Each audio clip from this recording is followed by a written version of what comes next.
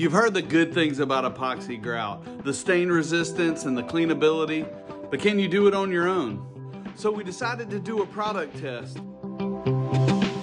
For this demonstration, we are using Laticrete's Spectralock Pro grout. It is a 3-part grout that has an A, B, and C. As with all installation materials, make sure you follow the directions carefully. This package includes part A, B, some cleaning packets, a sponge, and some gloves.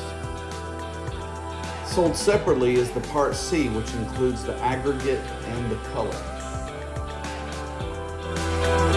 It is a good idea to wear gloves when working with epoxy. There are cases of people being allergic. The recipe is important.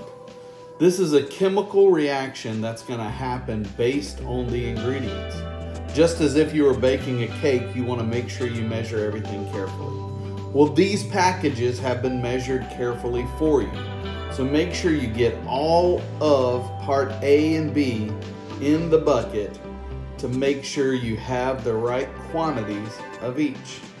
The instructions tell us to mix A and B completely before you add in your part C. As we continue following the instructions, now's the time to add the part C, which has the aggregate and the color. As you can tell, this part adds the bulk to the material. As we thoroughly mix in the part C, you can see how the consistency is quite different than a normal cement grout. There's a different technique in spreading this grout, and it can be difficult. Unfortunately, I did not have an epoxy grout float, which accentuated the difficulties. As you can see, the grout is rolling off the back of my trowel and off the wall, if not directly pushed into the grout joints. Shame on me. I know that having the right tools can make your projects go more smoothly.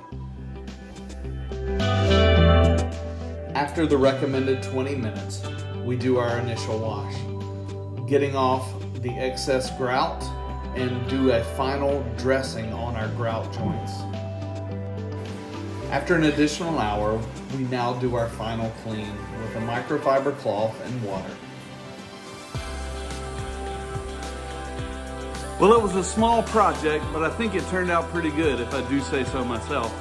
I hope you learned something and were able to make a decision whether epoxy grout is right for you.